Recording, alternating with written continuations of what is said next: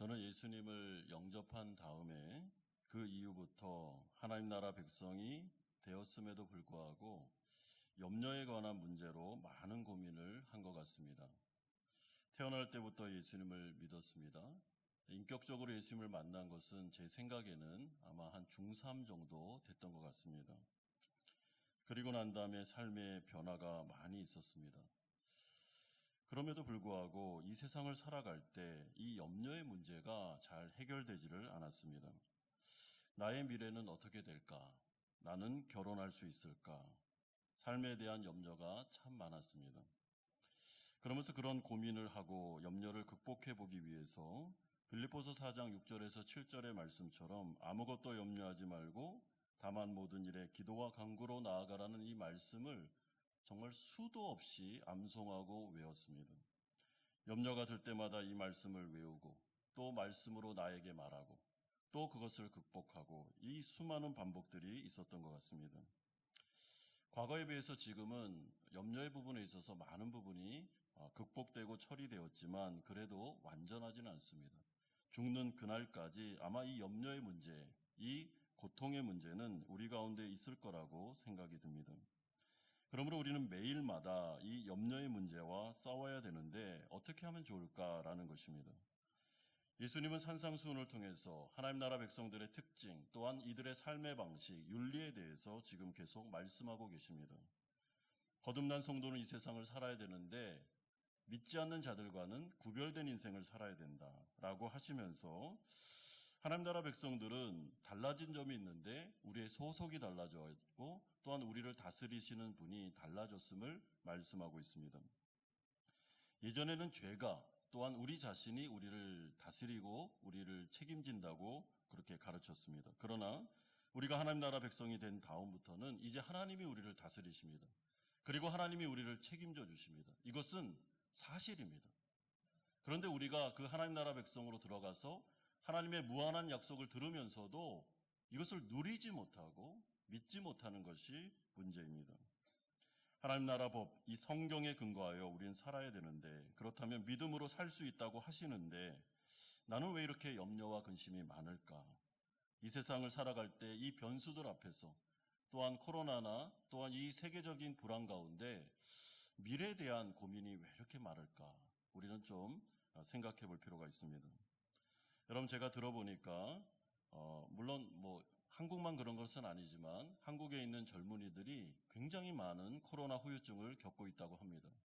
미래에 대한 두려움도 많고요. 그래서 불안증이 오기도 하고 불면증에 시달리기도 하면서 이렇게 미래로 나아갈 수 있는 자신감을 굉장히 많이 잃어버렸다라는 이야기를 듣고는 있습니다. 물론 이곳에서도 베트남도 마찬가지고 전 세계가 그렇겠죠. 그러면 이러한 똑같은 현실 속에 하나님 나라 백성들, 우리는 어떻게 살아야 되는가? 오늘 예수님께서 우리에게 말씀하십니다. 첫 번째로 우리가 생각할 주제는 하나님을 굳게 믿고 살아가라라고 19절에서 24절까지 말씀합니다.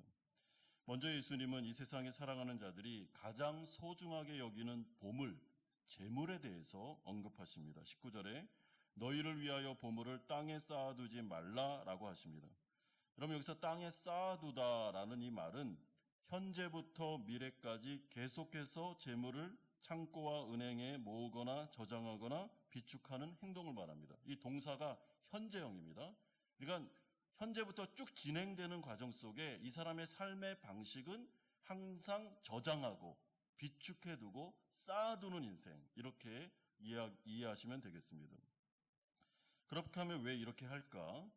재물의 많고 적음이 나의 인생을 그리고 나의 안전을 책임져 줄 거다라는 그런 신뢰, 믿음이 있기 때문에 이렇게 하는 것입니다. 그래서 예수님은 21절에 네 보물 있는 곳에 네 마음도 있다라고 하시고 24절에서도 한 사람이 두 주인을 섬기지 못한다. 혹 이를 미워하고 저를 사랑하거나 혹 이를 중히 여기고 저를 영이거나 너희가 하나님과 재물을 겸하여 섬기지 못할 거다라고 말씀하시므로 이것은 개인의 취향이나 지혜의 문제가 아니라 신앙의 문제다라는 것을 우리에게 알려주고 있습니다. 그러므로 20절에서는 오직 너희를 위해서 보물을 하늘에 쌓아둬라라는 지혜를 알려주고 계십니다. 여러분, 재물의 주인이 하나님이십니다. 재물을 우리는 맡고 있는 청직입니다. 그래서 재물이 나를 안전을 보장해 줄 거다라고 믿지 말고 하나님께서 나의 안전을 지켜줄 거다라고 생각하면서 재물의 소유의 주인 되신 하나님께서 이것을 내가 원하는 데 쓰면 좋겠다라고 하셨을 때는 과감하게 그 재물을 하나님의 뜻대로 쓰라는 것입니다. 이것이 바로 이 재물을 대하는 하나님 나라 백성들의 태도다라고 말씀합니다. 여러분, 그러면 어디에 써야 되겠습니까? 산상수훈의 문맥상 하나님께 드려야 되고, 또 하나는 마태복음 6장의 맥락으로 볼 때 은밀하게 가난한 자들을 위해 구제하는 쪽으로 쓰라라고 명령하고 계십니다. 따라서 예수님은 오늘 본문을 통해서 재물이나 소유, 이 돈이라는 개념이 사랑의 개념, 섬김의 개념, 그러니까 우상의 문제다라는 것을 명명하고 계십니다. 여러분, 우상이라는 것은요, 사실은 하나님이 아닙니다. 하나님이 아닌 어떤 존재에 대해서 자신의 불안함과 두려움이 있기 때문에 그 어떤 대상에 대해서 네가 하나님이야 라고 내가 의미를 부여하고 내가 그것을 스스로 믿기 시작한 것이 바로 우상입니다. 그러니까 어떻게 보면 저기 이제 건재하는 돌을 향해서 네가 이제 하나님 노릇해줘라. 나 너무 불안하니까 네가 나를 좀 도와주면 좋겠다 하고 돌인데 이렇게 의미를 자꾸 부여한 거죠. 그러니까 우상의 입장에서도 참 황당하죠. 여러분, 돌은 그냥 돌인데 자꾸만 사람들이 와서 자기에게 막 하나님이라고 그러니까 돌의 입장에서, 나무의 입장에서 볼 때는 아유, 나 도와줄 수도 없는데 굉장히 힘들 것입니다.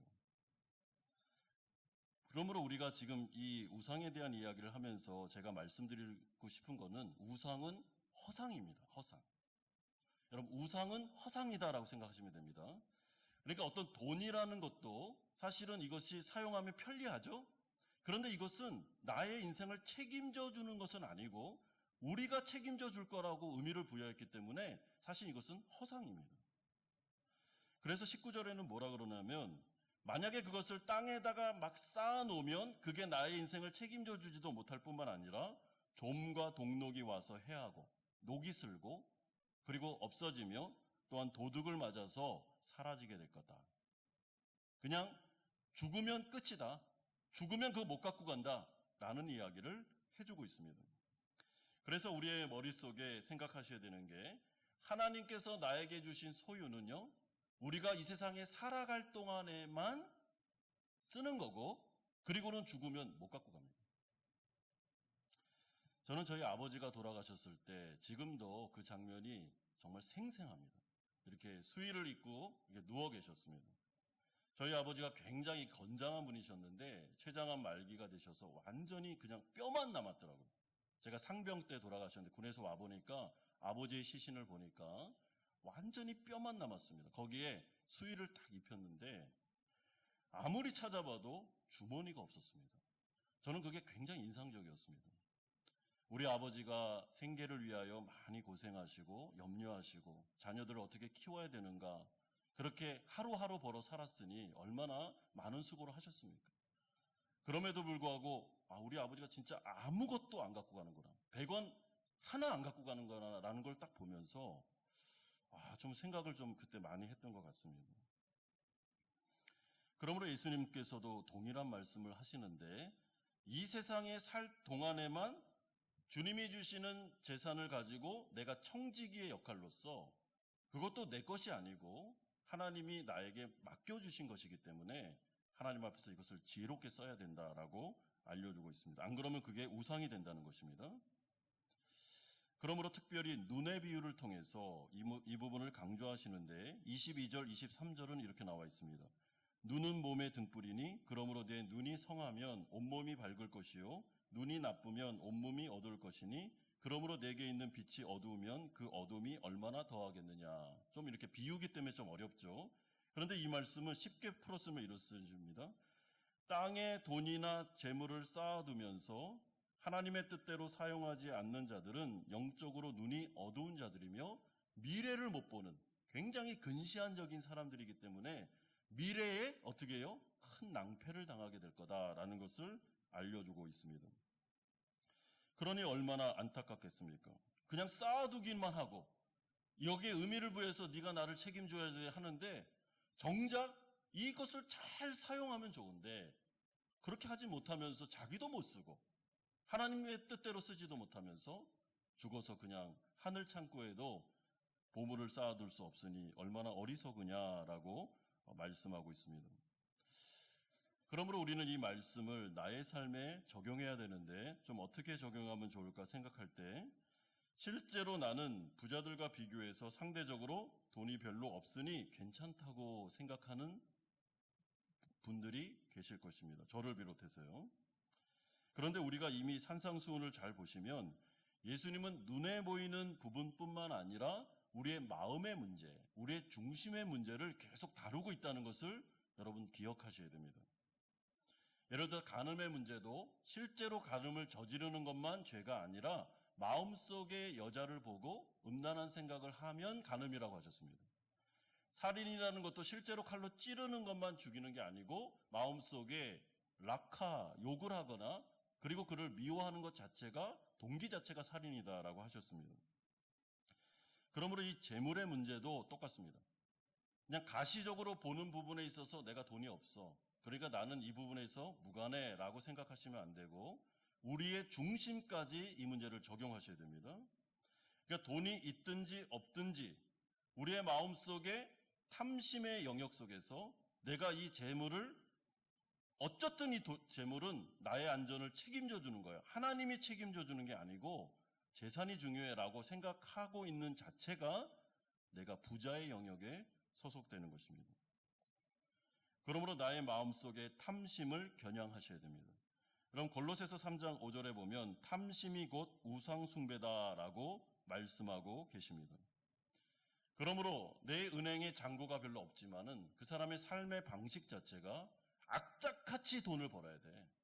여기에 내 우선순위를 다 둬야 돼 하면서 거기에 집착하면서 그래야 내가 살아갈 수 있고 우리 자녀들도 살아갈 수 있고 어떻게든지 이 자녀들에게 이거 물려줘야 돼. 그래야 애들이 이 세상에서 안전하게 살아갈 수 있어 라는 생각, 라는 세계관, 그 마음의 중심, 그것이 바로 우상숭배다라고 알려주는 것이며 그게 바로 이 땅 가운데 재산을 지금 쌓고 있는 어리석은 태도다라고 말씀하고 있습니다. 따라서 우리가 생각해야 되는 것은 여러분 예수님께서 지금 분명하게 말씀하시는 것은 재물이 우리의 인생을 책임져 주지 못한다는 것입니다. 여러분 그것은 잘 사용하면 됩니다. 있으면 쓰고 없으면 좀 잘 모았다가 또 그렇게 사용하면 되는 것이지 거기에다가 의미를 막 부여하면서 거기에 집착하면서 인생의 우선순위 모든 것을 거기에 딱 두면서 삶의 패턴 자체가 재물을 모으는데 딱 맞춰져 있다면 이거는 하나님 나라 백성으로서 옳지 않은 태도며 나중에 낭패를 당할 수 있다라고 말씀합니다. 그러므로 우리의 소유와 재산이 나의 우상이었는가? 내가 탐심이 있는가? 라는 것을 확인해 볼 방법이 있는데요. 그거는 나에게 있던 것이 갑자기 사라졌을 때 내가 그것을 태하는 태도를 보면 알 수 있습니다. 예를 들어서 은행에 있는 잔고가 점점 사라져갈 때, 사업이 갑자기 어려워졌을 때, 의지했던 사람과의 관계가 소원해졌을 때, 명예와 권력이 사라지고 있을 때 갑자기 극도로 불안해지면서 불안증이 일어나면서 내 마음속에 거의 패닉 상태에 빠지고 있다면 그때 우리는 멈춤하고 생각해 봐야 됩니다. 내가 사실 이 은행에 있는 잔고를 의지하지 않는다고 했지만은 이게 딱 사라지고 나니까 내가 이걸 의지했구나라는 것을 알게 되는 것입니다. 여러분 저도 이런 경험을 참 많이 했습니다. 막상 직장에 다니다가 직장을 나와보니 쉽지가 않았습니다.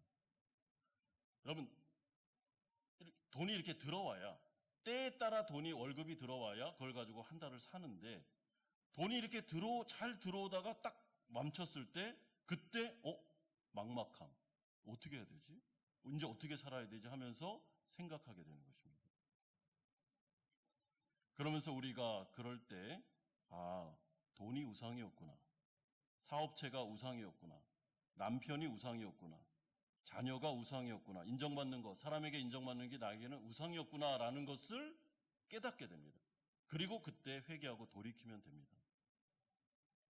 그런데 더 좋은 방법이 있습니다. 그것은 고난이 오기 전에 하나님의 말씀이 우리의 귀에 들릴 때 그 말씀을 듣고 내 자신을 이렇게 돌아보는 것입니다. 내가 지금 뭘 의지하고 있는가? 내가 지금 하나님보다 내 마음에 우상은 있지 않는가라고 돌아보면서 말씀을 듣고 회개하는 것이 정말 현명한 태도입니다.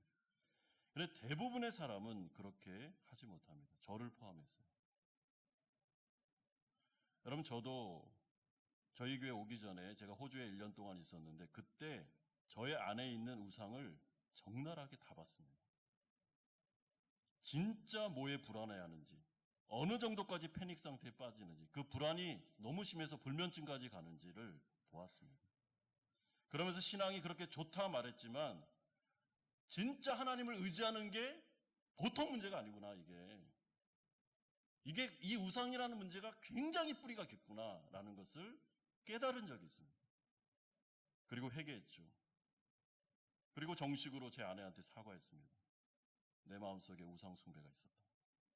그리고 하나님께서 이 평안한 한 달 정도 지속되는 천국의 평안을 체험한 적이 있습니다. 여러분, 지금도 동일합니다. 우리의 마음속에 정말 이 우상, 탐심이 참 많은데 이 부분에 대해서 예수님 오늘 지적하는데 하나님 나라 백성은 그게 우리의 인생을 책임져 주지 않는다는 것을 꼭 기억하고 하나님이 책임져 준다라는 걸 생각하면서 그걸 우상의 자리에서 어떻게 해요? 이제는 그 종이 되지 말고 내가 그걸 다스리는 쪽으로 자꾸만 그거를 내보내야 된다라고 권면하고 있습니다. 그러면서 두 번째로는 하나님 나라 백성들은 염려할 필요가 없다라는 말씀을 25절 그리고 31절에서 32절까지 말씀합니다. 여러분, 재물에 대한 집착과 탐심을 버려라. 그리고 하나님만을 의지하고 나에게 있는 소유를 가지고 하나님과 가난한 자들을 위해 이제 써라. 하늘 창고에다 보물을 쌓아둬라 라고 하셨다면, 만약에 우리가 진짜 그렇게 실천을 한다면 우리가 생계를 유지하며 살아갈 수 있겠습니까?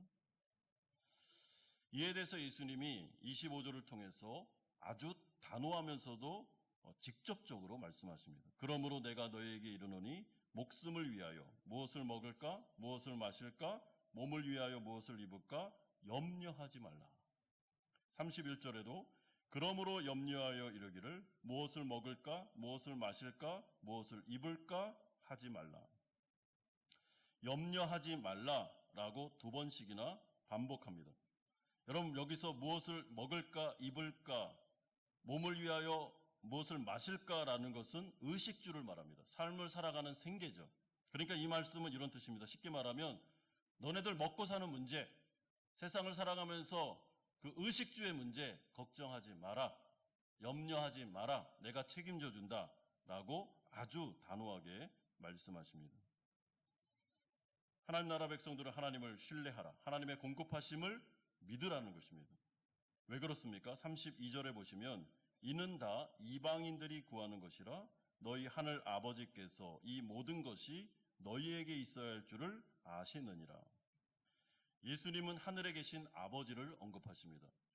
아버지라는 것은 우리 문화에서 보면 우리를 생계를 책임져 주는 분입니다. 여러분, 아버지는 반드시 아내와 자녀들의 생계를 책임져 줘야 됩니다. 물론 현재 와서 이렇게 부인들도 일을 하지만은 그럼에도 불구하고 아버지는 책임을 지는 가장의 위치에 있습니다. 그래서 만약에 인간 아버지가 아버지의 역할을 잘 못해서 이런 의식주의 문제를 책임져 주지도 못하고 자녀들을 전혀 건사하지도 못하고 무책임하게 술만 마시면서 그냥 막 사는 그런 아버지를 만나면 진짜 마음속에 어려움이 있습니다. 그리고 아버지의 상이 탁 깨집니다. 아버지는 나에게 한 번도 내 인생을 책임져 준 분이 아니야. 늘 그렇게 살았기 때문에 하늘 아버지를 만나서도 하늘 아버지한테도 의심이 듭니다. 이 아버지도 우리 아버지와 똑같으면 어떡하지? 말은 이렇게 해놓고 늘 말만 이렇게 해놓고 약속 안 지키면 어떡하지? 하늘 아버지도 나를 배신하면 어떡하지? 이런 생각이 드는 것입니다. 그런데 우리가 그거 극복하셔야 됩니다. 여러분, 그 상처를 극복하셔야 됩니다. 가정은 소중하죠. 부모님은 소중합니다. 그리고 부모님이 우리를 무조건적으로 사랑해 주는 것 맞습니다. 그러나 죄가 들어와서 사실은 관계성이 많이 어려워졌습니다. 가정으로서의 가정이 존재하지 않고 부모님으로서의 부모님이 이렇게 왜곡된 경우들도 허다합니다. 그래서 대부분의 상처가 가정 안에서 일어납니다. 그런데 사실은 이 성경 말씀은 건강한 가정을 전제하고 있고 하나님이 창조주로서 정말 그 에덴 동산에 있었던 그 엄청난 아름다운 가정을 전제하고 있기 때문에 우리가 하나님 앞에서 만약에 가정이 진짜 어려운 분들은 기도하셔야 됩니다. 주님 도와주십시오. 제 이 상처를 좀 치료해 주십시오. 이 아버지에 대한 상처, 남편에 대한 이 상처를 좀 치료해 주십시오. 그래서 하늘 아버지, 내 하늘 남편에 대해서는 내가 좀 신뢰할 수 있도록 도와주십시오. 라는 기도가 필요합니다. 여러분 32절에서 알고 계신다라고 말할 때 이 알다라는 이 동사는요, 좀 의미가 많습니다. 그냥 아는 정도가 아니라 체휼하고 있다, 느끼고 있다, 공감해주고 있다, 불쌍히 여긴다라는 이 말이, 그 감성적인 말이 많이 들어와 있습니다. 그러니까 하늘 아버지는 우리의 그 먹고 사는 문제를 그냥 객관적으로 아는 게 아니라 그거를 굉장히 불쌍히 여기고 긍휼히 여기면서 이걸 어떻게든지 도와줘야 돼라는 마음을 가지고 알고 계신다라는 뜻입니다. 우리의 속사정을 너무나도 잘 알고 계십니다. 여러분 이 세상을 살아갈 때 우리의 속사정을 제일 잘 아는 분은 나의 남편도 나의 부모님도 아닙니다. 하나님이십니다.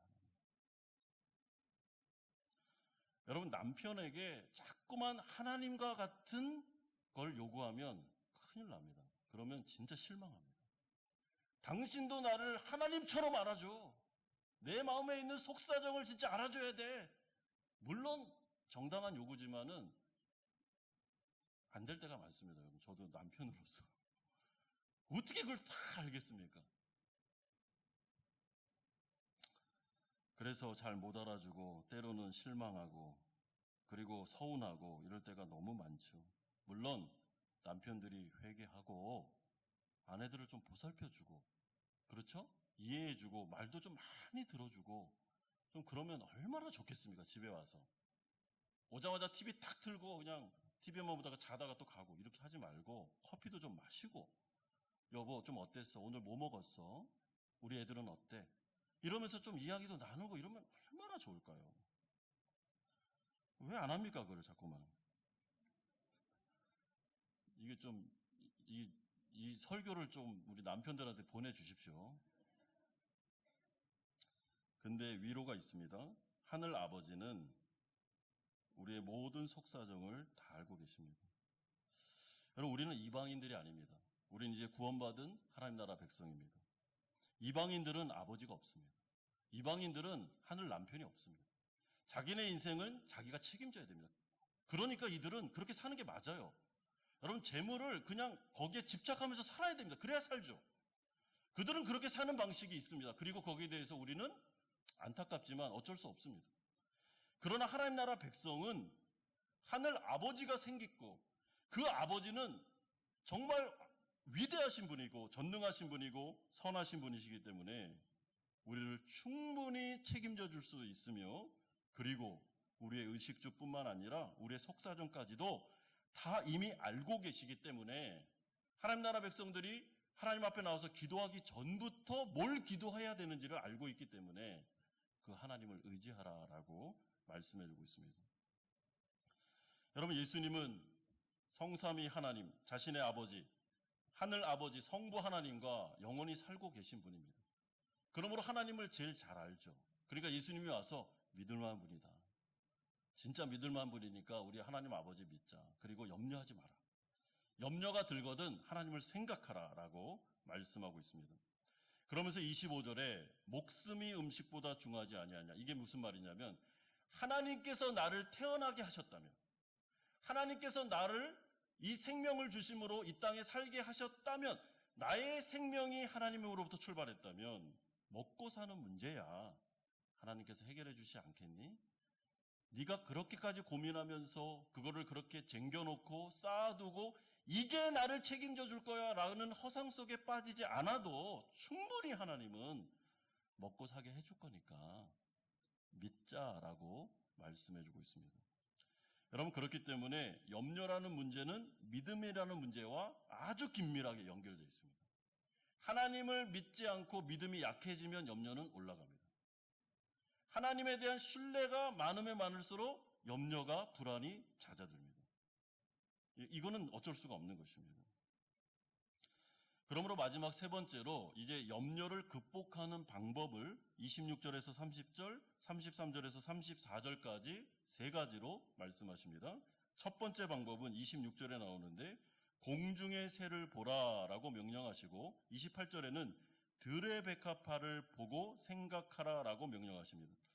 여러분, 여기서 26절에서 보다라는 이 동사는 주목하여 보고 생각하라라는 뜻입니다. 그러니까 길을 가다가 살짝 보고 끝내지 말고 공중에 나는 새를 볼 때 일정 시간, 한 5분 정도를 주목해서 날아다니는 것을 이렇게 보라는 겁니다. 이렇게. 그러면서 생각을 하라는 것입니다.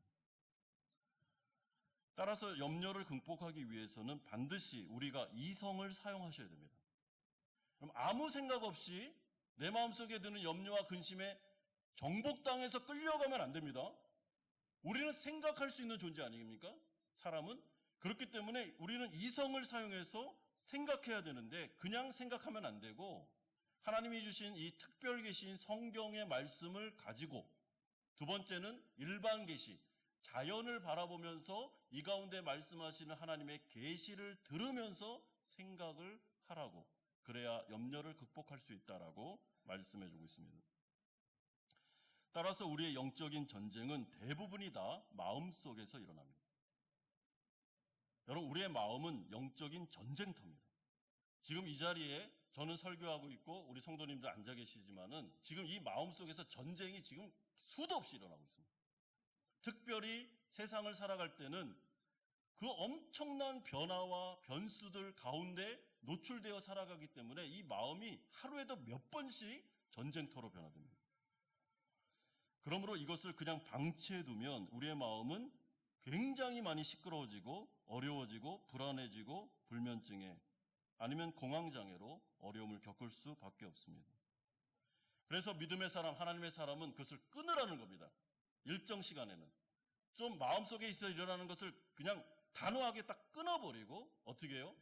계속 생각에 꼬리를 물면서 미래 염려, 근심, 안 좋은 최악의 시나리오, 이렇게 하면 나는 몇 년 후에 이렇게 망하고 그렇게 되면 우리 아이들 어떻게 하면서 일어나지도 않은 일에 대해서 계속해서 끊임없이 상상하고 추측하는 그것을 좀 끊어버리고, 그게 지금 내가 방 안에 앉아서 그 일이 일어나고 있다면 일어나서 어떻게 해요? 방구석에 처박혀 있지 말고 좀 심하게 말하면 밖으로 나오라는 것입니다. 밖으로. 좀 나와라. 나와서 하늘도 좀 쳐다보고 저기 새들이 날아다니네. 와우. 그러면서 좀 그냥 예쁘다 끝내지 말고 생각을 하라는 거죠. 쟤네들은 뭐 먹고 살까? 아니, 농사도 안 짓고 창고도 안 짓고 아무것도 안 하는데 어떻게 살지? 예수님 뭐라고 말씀합니까? 하나님이 기르시느니라. 하나님이 먹을 걸 주고 있다. 이 세상에 새들이 얼마나 많냐, 이 세상에 동식물이 얼마나 많은가. 그러나 그들은 농사도 하지 않고 걱정도 하지 않고 하나님이 주시는 것으로 얼마든지 잘 살아가고 있다는 걸 생각하라는 것입니다. 여러분, 제가 한번 물어볼까요? 이 세상에 살아가는 동물들, 또한 조류들, 이런 걸 다 포함해서 얘네들은 걱정을 하겠습니까? 안 하겠습니까? 잘 모릅니다, 저도. 아무리 동물의 왕국을 봐도 모르겠는데 걱정을 할까요? 예수님의 대답은 하지 않는다입니다. 걱정하지 않는다. 하나님이 주신다라고 말씀하고 있습니다. 그리고 또 하나 생각해야 되는 것은 들에 나는 백합화, 들꽃을 쳐다보라고 말씀합니다. 여러분, 여기서 백합화는 들꽃입니다. 그러니까 흔한 꽃이죠. 그 흔한 꽃을 바라보면서도 그냥 보지 말고 예쁘다라는 것에서 더 나아가 얘네들은 왜 이렇게 예쁜 옷을 입고 있지? 라고 생각할 때 하나님께서는 하나님께서 이들을 입혔기 때문에, 그리고 이것은 솔로몬의 모든 영광으로보다도 비교할 수 없는, 인간이 만들어낸 색채와 옷감으로는 따라갈 수 없을 정도의 아름다움이다라고 말씀합니다. 그러면서 도전하시는 것은 26절에 보십시오. 너희는 저 공중의 새들보다 더 귀하지 아니하냐. 이게 생각입니다, 여러분. 30절에도 오늘 있다가 내일 아궁이에 던져지는 들풀도 하나님이 이렇게 입히시거든 하물며 너희를 알까 보냐 믿음이 적은 자들아. 또 어떤 생각을 하라는 것입니까? 이런 새들과 너희를 비교해봐라. 누가 더 귀하냐? 창조의 꽃이 누구냐? 인간 아니냐? 그리고 인간 중에서도 하나님을 인정하고 예수 그리스도를 영접한 하나님 나라 백성들, 하나님이 보배라고 부르는 그들, 애지중지하는 내가 분명히 책임져야 되겠다라고 말씀하는 성도는 저 새들과 저 꽃들과 비교해서 얼마나 하나님 앞에 귀하냐. 그러면 하나님께서 저들도 입히시는데 우리는 안 주겠냐라는 것을 가지고, 이 사실을 가지고 생각하라는 것입니다. 그러므로 생각하지 않으면 안 됩니다, 성도들은. 여러분, 하나님의 말씀을 가지고 생각하셔야 됩니다. 암송하셔야 됩니다. 묵상하셔야 됩니다. 저는 빌립보서 4장 그 말씀을 진짜 몇천 번, 몇만 번 내가 묵상한 거, 그게 이 염려를 극복할 수 있었던 방법이라고 생각합니다. 하나님 앞에 나아가서 계속 생각하는 것입니다. 여러분, 직장을 다닐 때, IMF 때 얼마나 이 사업체가 어려운지 정말 수도 없이 그 옥상에 올라갔습니다. 제가 생각해 13층 건물이었던 것 같습니다. 올라가서 또 하늘을 쳐다보고 기도하고 새들과 이야기하고 하나님의 말씀을 읽고 그러면서 극복하고 이겨내는 것입니다. 하나님께서는 이 말씀을 통해서 걱정하지 마라, 불안해하지 마라, 염려하지 마라, 그리고 그 말씀을 생각하고 성경에 있는 특별 계시와 일반 계시를 묵상하라라고 말씀하시면서 주위에 있는 것을 통해서 인간으로서 생각을 통해서 이 문제를 극복할 것을 말씀해주고 있습니다. 그러면서 두 번째로 염려를 극복할 수 있는 방법이 34절에 나옵니다. 그러므로 내일 일을 위하여 염려하지 말라. 내일 일은 내일이 염려할 것이요 한 날의 괴로움은 그날의 족하니라. 여러분, 여기서 괴로움이라는 것은 고생, 고난, 재난을 의미합니다. 그러므로 예수님이 우리에게 말씀하실 때, 우리가 구원받은 이후에 이 세상에 살 때 고생과 고난과 염려거리가 없어질 거라고 말씀하지 않습니다. 늘 이것은 산재에 있습니다. 죽는 그날까지 우리는 이 세상 가운데 늘 이런 상황과 환경에서 살아갈 겁니다. 또 어떤 문제가 해결되면 또 어떤 문제가 터집니다. 또 이 문제가 해결되면 또 어떤 문제가 터집니다. 그래서 늘 걱정과 근심거리들은 산재에 있겠죠. 제가 인생을 살면서 그렇게 긴 인생은 아니었지만 깨달은 게 그겁니다. 하나 걱정거리가 생기면, 그게 나오면 또 걱정거리가 생기더라고요. 그러니까 만약에 걱정거리를 없애주세요라고 한다면 그 기도는 죽고 난 다음에 생길 거다라고 저는 그런 생각이 들었습니다. 근데요, 목회자가 돼 보니까요, 내 문제의 걱정거리뿐만 아니라 성도들의 문제까지도 이게 짊어져야 되니까 어떨 때는 그런 생각이 듭니다. 내가 이러다가 살겠나? 야, 이거 하나님, 우리 교회 교인들 정말 어느 누구도 걱정거리 없게 해주세요. 이 기도응답이 되겠나? 그런 생각이 들 때가 있습니다. 그러면서 이 염려를 이길 수 있는 방법, 두 번째 방법을 알려주는데 어떻게 하냐면 오늘 하루만 사는 훈련을 하라는 것입니다. 오늘 하루만. 내일 이렇게 될 건데요. 좀 그거 하지 말고. 오늘 하루만. 근데 이게 진짜 어렵습니다. 왜냐하면 사업체를 운영하시는 우리 이제 성도님 중에 이제 사장님들 같은 경우는 미래를 생각하지 않으면 어떻게 사업을 하겠습니까? 내일 일이 또 걱정이 되고, 또 내일 또 어떤 공무원을 만나야 되고, 또 이 문제를 풀어야 되고, 또 다음 달 또 직원들 월급 줘야 되고, 미래를 생각하면 산적해 있습니다, 이게. 예수님께서 단순하게 훈련해라. 오늘 하루만, 오늘 하루 걱정도 버겁다라고 알려주고 있습니다. 그런데 오늘 하루 하는 걱정, 고생도 그렇게 힘든데 그걸 가지고 내일, 모레, 한 달 후, 1년 후, 5년 후, 10년 후, 내가 나중에 노후에까지 그거를 지금 오늘 하루에 모든 걸 다 총망라해서 생각하면 살겠습니까, 이 사람이? 불안해서? 못 살죠. 불가능합니다. 그래서 주님께서 성령을 의지하여 하나님의 말씀에 따라 하나님을 믿고 내일 또 하나님이 역사할 거야. 내일은 또 하나님이 도와줄 거야. 라는 것을 믿고 오늘 하루 나에게 주어진 일을 최선을 다해서 하고, 그리고 어떻게 해요? 저녁에 집에 가서 딱 마무리하고 잠 잘 자고 또 그날 일어나서 오늘 하루 살고, 이렇게 하라는 것입니다.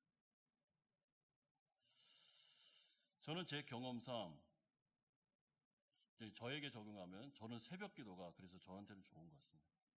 한 9시쯤 자고 딱 일어나서 또 아침에 출발하고 기도하고 하나님께 맡기고 또 성도들 위해서 기도하고 교회를 하나님 앞에 맡기고 출발하는 것입니다.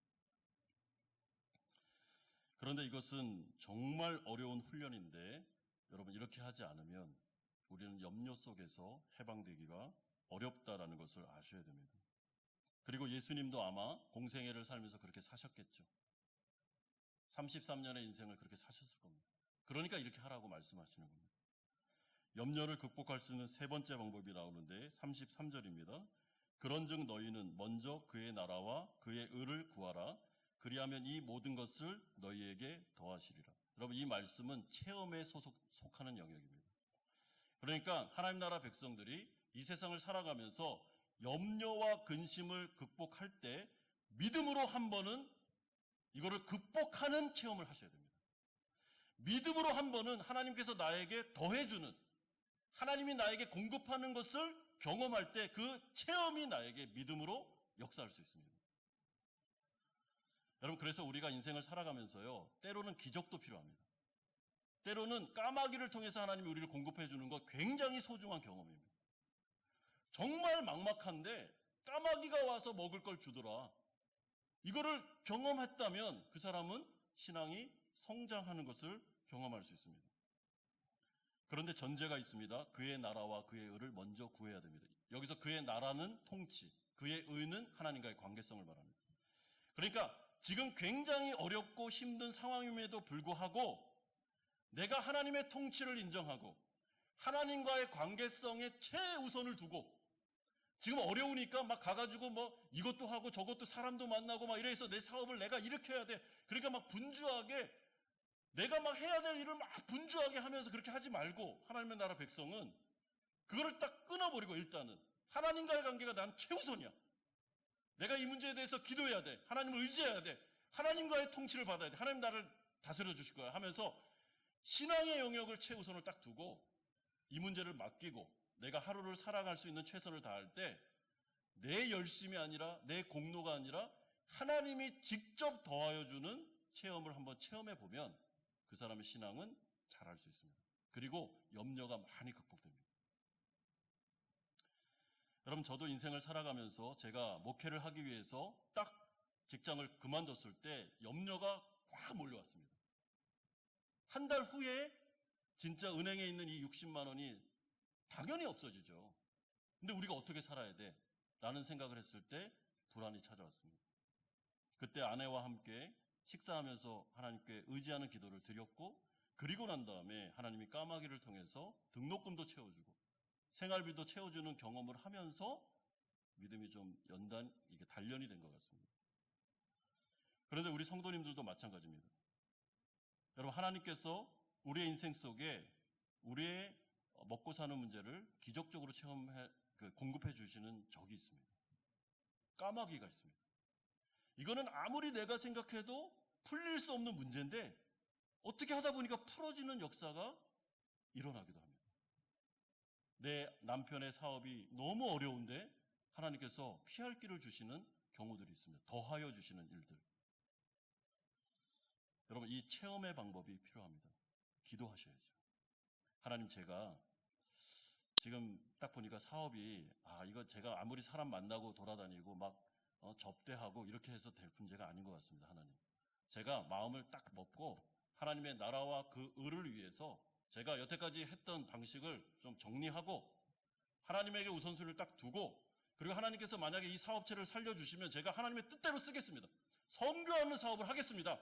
이제는 제대로 그렇게 한번 정면 돌파로 나갔을 때 하나님이 도와주시는 은혜를 주셨다면 그건 진짜 좋은 체험입니다. 그리고 하나님은 그렇게 해주시겠다고 말씀합니다. 그러니까 믿어야죠. 저는 신앙은 모험이라고 생각합니다. 모험이 없는 신앙은 성장할 수 없습니다. 한번 모험을 해보는 거죠.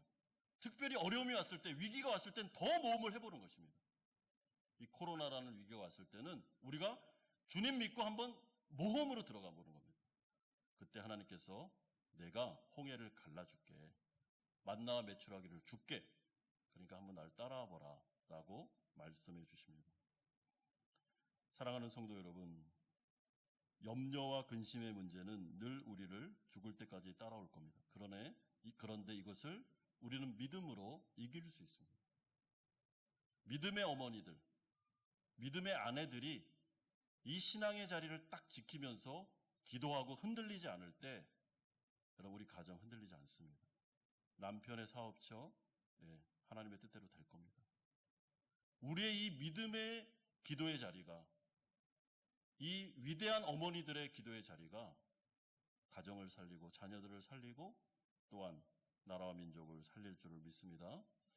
이 말씀을 오늘 잘 마음에 새기고 우리 하나님께 기도로 나아갔으면 좋겠습니다.